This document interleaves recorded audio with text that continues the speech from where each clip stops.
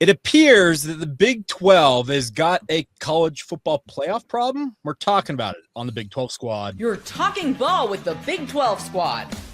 From Oklahoma State to Utah, from Kansas State to BYU, from Houston to Texas Tech, it's the local experts of the Locked On Podcast Network bringing you scoops, breakdowns, and the most comprehensive preview of the upcoming Big 12 weekend.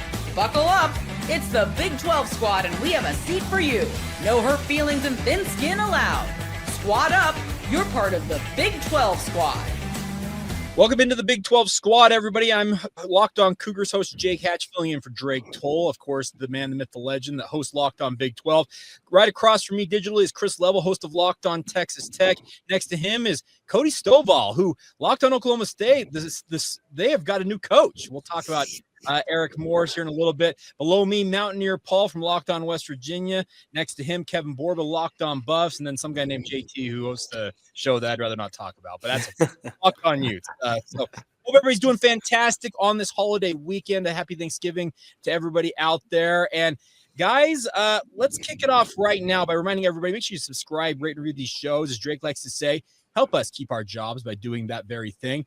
But do we have a college football crisis, college football playoff crisis unfolding for the Big 12? Because sure looks like they are teeing it up to deny both BYU and Utah any chance of getting into the field. Yes, and Chris Level needs to tell his people to take one for the team because Texas Tech's getting in no matter what happens. So best case scenario is they get upset in the Big 12 title game. Then we get two teams in. Then Tech can go all the way to the Natty, baby. Chris, I thought this thing out, buddy. I'll say from a Utah standpoint really quick, since, we still won and they dropped us. I'm frustrated, but I understand it because we didn't look impressive defensively against Kansas State. They have a much better win than us, but at the same time, their losses are so bad. That's where it is tough. It's irritating, but they're also played teams closer than we obviously did at Tech. So 2 lost teams, thin margins. I get why they did it, but it is annoying that you still win and drop. JT, I think you guys would beat Notre Dame pretty convincingly for whatever that's worth. And I also think that Utah would give Alabama everything that they could handle. I mean, I think we're good. I don't know if we'd beat them. Like, you think really Notre Dame? They just won by what they just win by this weekend? Notre Dame's really good. So, hi Parker, how are you doing, sir? We just lost a basketball game, and I had to talk about it for 30 minutes. So I'd like to talk about anything else right now. Can I add though? I also think Utah beat Notre Dame, and I guess I'm not. Really? I don't think a whole lot about Syracuse though. And frankly, I think what's fascinating to me is Utah didn't just get jumped by anyone; they got jumped by Miami, who has the head-to-head with Notre Dame. Right? If that jump continues, like at what point are they in the same tier where we're going to compare that head to head and make that come in? Like, I would say you guys are all crazy because Utah is not the same team as it was prior to Saturday because of the Daly injury. He's one of the best defensive players in the Big 12. Yeah, and he's. I hate injuries factoring into this, but he is a monster, relentless pass rushing monster, first team all Big 12 guy. You don't have him for the rest of the year. That I don't care what team we're talking about. That changes who you are big time. Okay, so let me tee this up for whoever wants to take it. But we're seeing, and every article I've read coming out from ESPN, who essentially is the mouthpiece of the College Football Playoff Committee, says that the one loss that BYU has on the record is being held against them more than their 10 wins to date. What are we supposed to make of this? And Chris, I guess in the case of you, because BYU did lose in Texas Tech and looks like they're on a head-on collision for a rematch in Arlington. But what are we to make of that? That one loss can outdo 10 wins and what BYU's accomplished? The BYU's problem is, and I think Texas Tech has a similar problem, is that Stanford and East Carolina. Mm-hmm. And I think for Texas Tech, it was Oregon State. There's just nothing to lean on in the non-conference. And then it's kind of who you get matched up with. They don't get a lot of credit for beating Arizona State like they did. Well, that was Utah, because I've even seen, because Utah hammered Arizona State, but they didn't have Leavitt in that game. And so there's some of that. It's you just spin the wheel and pick the argument. I don't. It's so frustrating. It is frustrating. And that's why, Jake and your people know this, but they absolutely have a chance to make it into this thing, period. All you have to do is win. Yeah, but the end. But to quote the great Skip Bayless song. I hate that guy. Can I mention one thing though? I also think this is completely refuting, and not just because he's not here. At the start of the year, Drake was saying we should all schedule a bunch of nobodies because the goal was to go 11-0, 12-0, and clearly this is kind of pointing out like actually that you'd rather be Alabama with a loss to Florida State apparently because even though Florida State sucks, they were a Power 4 team that you lost to, and that's apparently the way to go because it also doesn't count for anything anymore. It also matters when you lose. To your point, Parker. Yes. That's the thing about this is Florida State. Remember when they won, everybody say, "Oh, Florida State's back. They're going to bounce back this season." Yeah, not so much. They're 5-6. No, but Drake, and I'm not picking on him because he's not here. Yeah. If he were here, I'd do the same thing. He was pushing all of us to play a bunch of patsies in the non-conference because he thought the path was go 11-0, go, and it's like that's what we were told though. West Virginia's played 2 non-conference teams every single year up until this year. We just changed it because they told us to. I mean, look at the Notre Dame Miami game. Yeah, that's what I'm frustrated about. Is like we were doing that because that's what the old, that's what it used to be. The thing you had to have a tough non-conference schedule, and then everybody started like, especially the SEC, were scheduling cream puffs in the non-con, and they were getting their way. But now that they're not, and there's more parity in college football, and people are catching up. Like the harsh reality is, and this is for the most part going to continue to be a 1 to 1.5 bid league. Yeah. Well, the hard part to build off of Chris's point too is like not everybody gets the same rules or benefit of the doubt. Like a 1-loss or 2-loss SEC team, it's like, okay, well, they went through the gauntlet of whatever this many teams. Like Oklahoma is a solid team, but their resume looks really good because they've beaten 3 ranked teams. Like and Texas Tech is getting a lot of credit right now in the rankings, and it's because of the way that they've done it. I think they have 10 wins over 20 points or more. Their margin of victory is 30 points. And if not for that,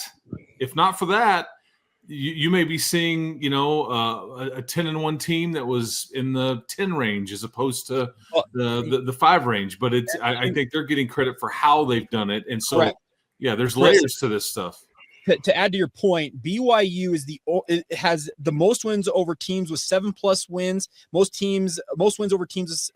They've got more wins in terms of legit bowl teams. We're talking 7+ win victories. But to your point, the way BYU has done it is a lot of grinded out, come from behind victories versus being a wagon that Texas Tech appears to be. You mentioned Oklahoma has 3 ranked wins. They're the back half of it, but Houston's got 2. Like the way this thing works out, it's not just a ranked win anymore, though. It's more about the brand. It's more about which ranked win was it. And I think that's Texas too is like if they beat Texas A&M, there's going to be such a case for them to get in despite 3 losses because you already know what's going to happen. It's like they beat number 4 and then they beat whoever else, like that's going to happen. So or if Michigan beats Ohio State, like honestly, same kind of thing. Hey, I've got some pencil neck like distance runner Texas A&M fan who's been in my mentions all week on Twitter, just barking at me about the Big 12 and the SEC. I will accept Texas beating A&M so I can just shut him up. I'll Wow. Hey, I didn't have that on the docket. I know. I appreciate the term pencil neck. It hasn't been. Yeah. I'm here to kick ass and chew bubble gum, and I'm all out of bubble gum. Right? Go look at this kid's bio. He's a distance runner, and I swear he's never played a down of football in his life. You have given him way more like time on this show that he already deserved. I know. Anyways, but the point is, studied his neck. but the Kevin, study of his neck, Kevin, the SEC bias that exists will absolutely prop up Texas in that circumstance. All right, coming up next, though, we have at least one new head coach we already know is going to be involved in this league next year, and he may be the ultimate quarterback whisperer. We'll get to that next. The Big 12 squad rolls on right here on the Locked On Podcast Network. Today's show is brought to you by our friends over at FanDuel. The NBA is back, and there's no better place to get in on the action than with FanDuel, the official sports betting partner of the NBA. Even if you missed the start of the game or want to ride the hot hand, FanDuel has live bets on everything, who will score next to fourth quarter comebacks, literally anything in between. Plus, you can combine those live bets into same-game parlay for a shot at a bigger payout along the way. Keeps every game more exciting, especially when your team is making that late push. And even if the NBA is not your thing, college football, NFL, college hoop, they've got it all for you guys, courtesy of our friends at FanDuel. So right now, FanDuel is giving new customers $300 in bonus bets when your first $5 bet wins. Head to FanDuel.com to sign up today and play your game with FanDuel. They are the official sports betting partner of the NBA. Thank you once again for being here on the Locked On Big 12 squad. All right, everybody. Cody Stovall, you're taking center stage here as we have a new head coach coming to the Big 12 next year, and he's a familiar name to some, mainly Texas Tech fans and the like. But Eric Morris, 40 years old, taking over in Stillwater. He's a man. He's 40. We've already got that established and out of the way. Yeah, this is very exciting, especially when schools like LSU and Penn State and UCLA are still searching. Arkansas, right? There's a lot of jobs out there that you would think would stack above Oklahoma State. For us to get a hire of this caliber this early, I think it does accentuate the fact that Oklahoma State has more to offer than some of the national punditry might want to pretend.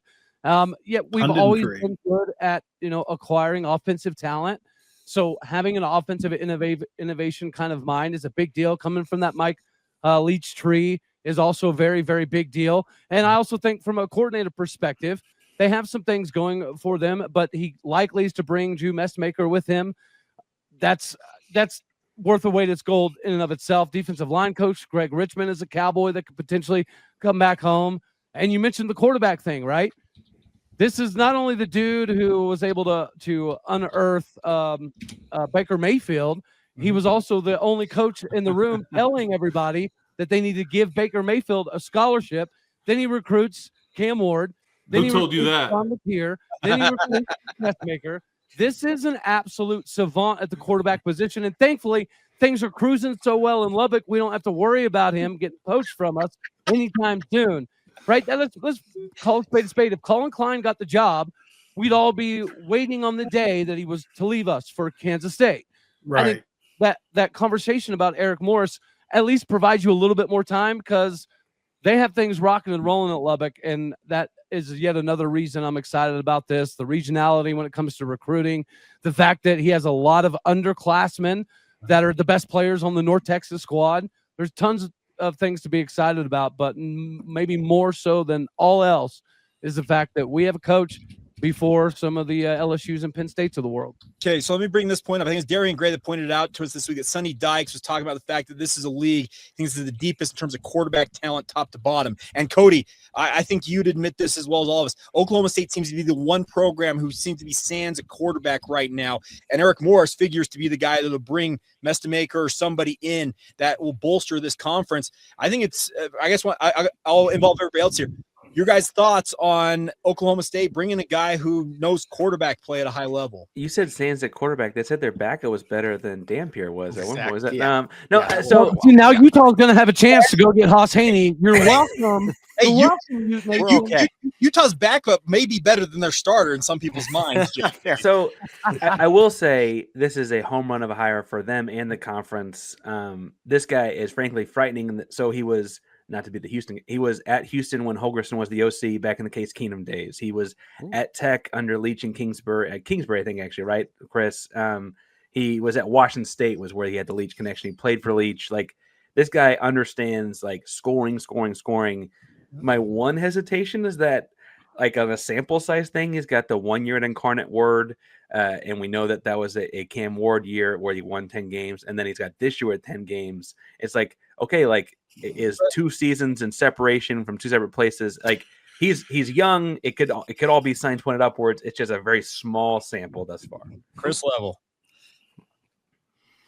as he freezes. No, I didn't freeze. Tell us about the red, white, or wide receiver, buddy. Yeah, I've known the Angry Elf for about 20 years, at least. This is a guy with a chip on his shoulder.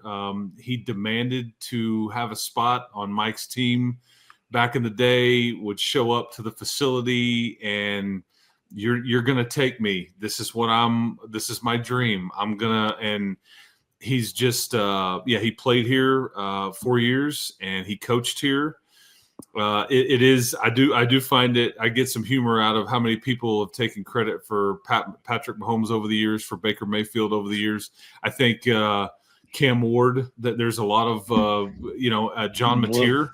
John Mateer is also Eric has got some rub there. But what Eric does, he gets more out of less, and he develops.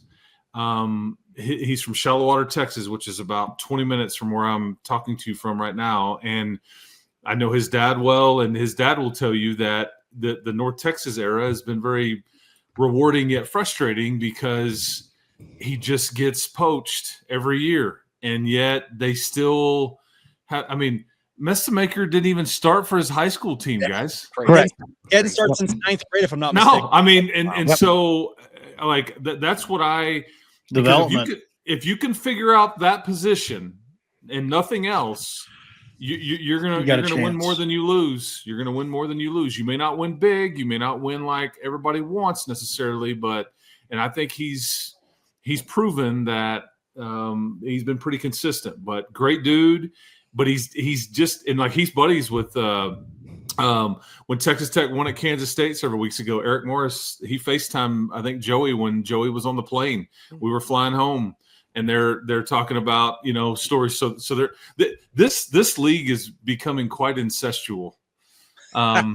Like I'll even tie this into my man Mountaineer Paul because after incestual. That's right. That's right. West Virginia didn't need any more of I that. thought we were done talking about the SEC, but because Texas Tech is headed to Morgantown this weekend, who is coached by Rich Rodriguez in his second stint there, right? Damn do you right. know who the finalist was when Tech hired Mike Leach? It was Rich Rodriguez and Mike Leach. Those were the two guys. They had them both in here for interviews, and Texas Tech chose Mike Leach because they thought Rich Rodriguez would ultimately want to be the head coach at Clemson if that job ever came open, because that's where he was the OC. But like Sonny Dykes spent 10 years in Lubbock as an OC. Rich Rod and Texas Tech would have been interesting. Yeah, well, because they wanted somebody that lit up the scoreboard, and obviously Rich Rodriguez has proven to be able to do that. But it's just wild how there's so many connections and all these things with some of this stuff, and so much of it revolves around Mike. But I will say this: Oklahoma State did very well for themselves here. I don't know how quickly it will get turned around. But they did very well for themselves here. They hired a good man, a good family guy. He's young, and in time that they may be challenged to try to, keep a hold of him. But Chad Weiberg, who just hired him, also spent a lot of time in Lubbock, Texas under Kirby Hocutt. I did a lot of research on this guy right after the hire because I have another show I was going to talk about him on. He's done a lot of work there at Texas Tech, man, or North Texas. 77 players they brought in. I was reading about there, Cody, which is the most roster turnover in the country, right along there with West Virginia. In the day and age where roster turnover in Colorado, in a day and age where that's probably one of the most valuable things that you can do is understand how to turn a lot of players into a decent football team, even though it's at the group of 5 level, still pretty impressive in my opinion. And then you just look at some of the categories: top 5 passing offense, top 10 offense nationally, top 25 scoring offense, led the country in total offense. And then you guys talked about all the coaching and development that he brings to the table. Obviously, on the surface, it looks like a home run, so get a good defensive coordinator and you guys are cooking. I think the best thing, too, about this hire is the timing.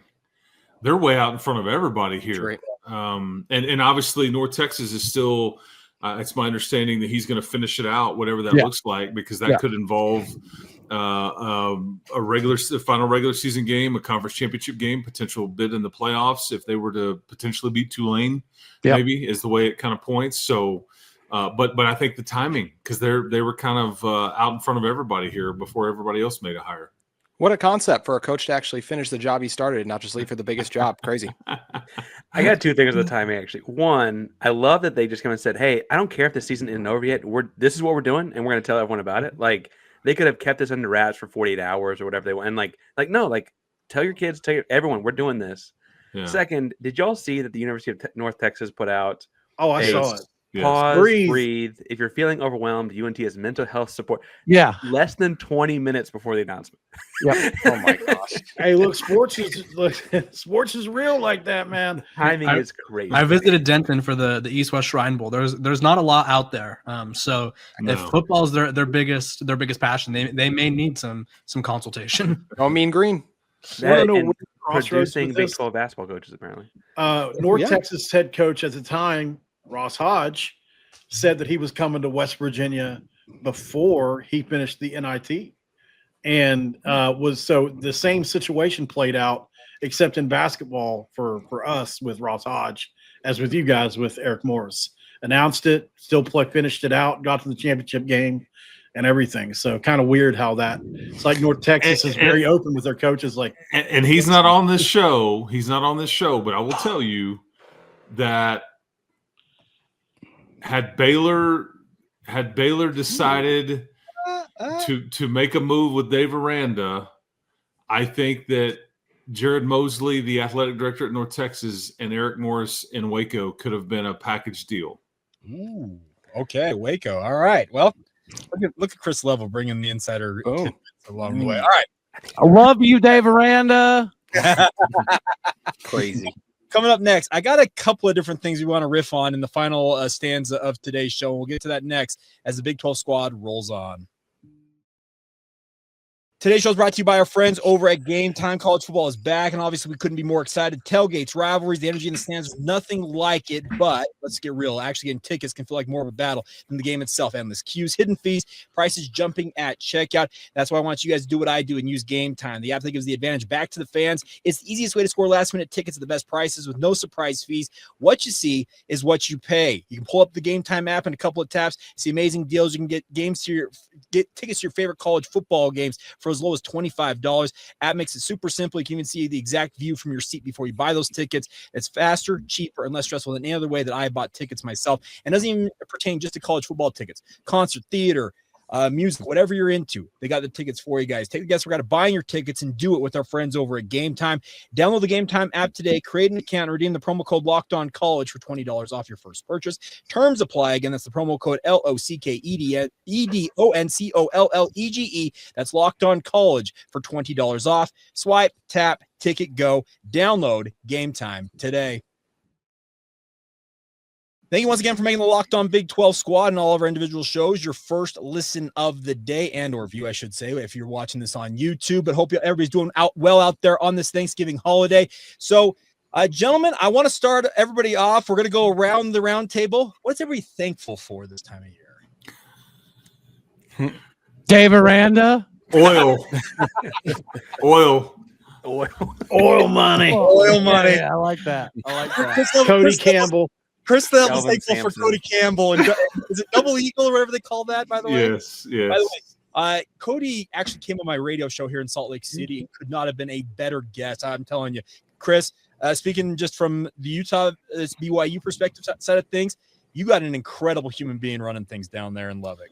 Yeah, he's I think he really likes the BYU Utah editions, and he's been to both places and was obviously in Salt Lake City with us earlier this year. But he's good people, and again he's trying to help. Yes, he's trying to help Texas Tech, but he's trying to help keep the Big 12 relevant, and like he's for the non-blue blood, right? And that's really where. But I think a lot of people are frustrated with him trying to voice his opinion, whether it be politically or NCAA wise or whatever. But he's trying to, make it fair for the schools like that are in the Big 12, that are in the like the CFP conversation we were talking about earlier, and about the logos and all that stuff. There's a lot more money to be had, he feels like, out there. But I appreciate you saying that. All right, JT, what are you thankful for? Come on, I'm sure you got something I can rip you for. I got to be honest. I'm just going to go straight one. Kyle Whittingham. I mean, this might be his final ever regular season game. So a huge shout out to what Kyle Whittingham's accomplished for Utah, somehow finding a way for Utah to get that win. They released a little clip from what his speech in the locker room too at halftime for Kansas State. He still got it a little bit. So thankful for all that Kyle Whittingham has contributed for Utah and for all of my Locked On Big 12 co-hosts on. These are always fun doing these with you guys. He had to find something. They gave up 472 rushing yards, dude. So bad. We were on pace to give up 800 at half. Yeah, I'm just saying that whatever they found, that was magic. I'll just say that was the K-State team we thought was going to be this year. Correct. Yeah, that was kind of except it was Dylan Edwards that we thought was going to be running around everywhere, not Shoeless Joe. Oh, yeah. Oh my God. Jake, what's yours? Well, first off, I'm thankful for all y'all. And here's the thing. I know that Cincinnati is back in the headlines for a derogatory chant that Borb is well aware of with the whole F the Mormons thing that happened earlier this year in Boulder. I was like, what did I do? Crazy segue. The genuine shock on his face. Yeah, I know. He's like, whoa, hold on. But here's the thing about BYU obviously is front and center with what they're accomplishing right now. 10-1, back-to-back double-digit win seasons. We'll see if they get into the playoff. I'm hopeful that the playoff committee will see reason and put the Cougars in. That's beside the point here.